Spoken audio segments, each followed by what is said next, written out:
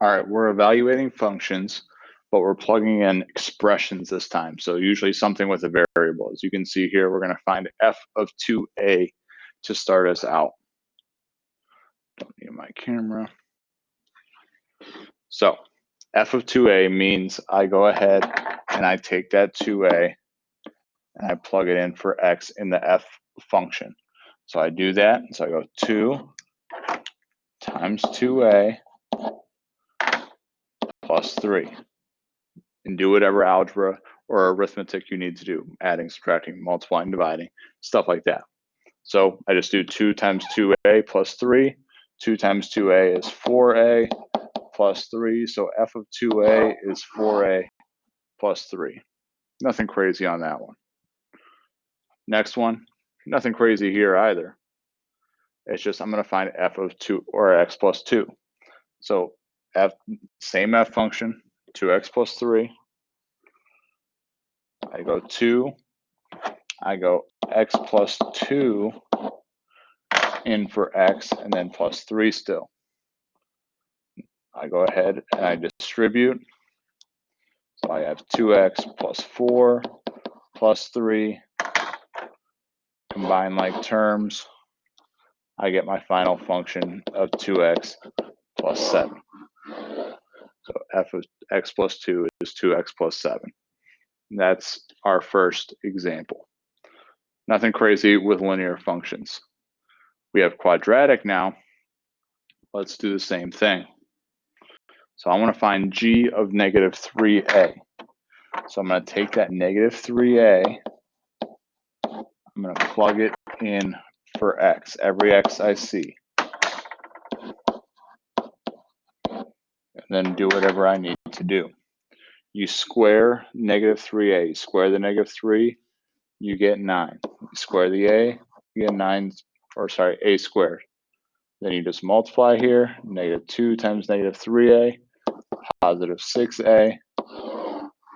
There's our final function when we plug in negative 3a. Obviously, with quadratics, we can always have something a little bit harder. So we're still dealing with the same function. So we're going to go x minus 3 squared minus 2 times x minus 3. X minus 3 goes into each x. Work through our steps. Obviously, we have plenty of steps here. I'm going to show plenty. X minus 3 times x minus 3 is x minus 3 squared. You can distribute the 2 now if you want. You need to FOIL. You FOIL, you get x squared minus 6x plus 9. Still have the minus 2x plus 6 hanging there at the end. Combine like terms, and you have your final answer here. So we got x squared minus 8x plus 15 is what that function becomes when you plug in x minus 3. Last type, no variables though. We're talking about piecewise functions. All right, piecewise functions are what exactly what it sounds like. It's functions that have different pieces to them. So we have x squared minus 2x when x is less than negative 2. We use the function 3x minus 7 when x is greater than or equal to negative 2. So f of negative 5. Negative 5 is less than negative 2. So that means I plug it into the x squared minus x function. So I go negative 5 squared minus 2 times negative 5 and take it from there. I get 25 plus 10. I get 35 is my answer. F of negative 2 now. F of negative 2, we have negative 2 in both scenarios here. But I'm looking for when it's equal to negative 2. So I need to go ahead and plug it in to the second one for this one. So 3x minus 7 is 3 times negative 2 minus 7.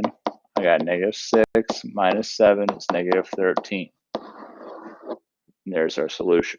Nothing crazy when you're plugging in numbers. 10 is greater than -2, so I got to plug it into that last or that second one as well. So I go 3 times 10 minus 7, 30 minus 7, which is 23. And there's your piecewise function.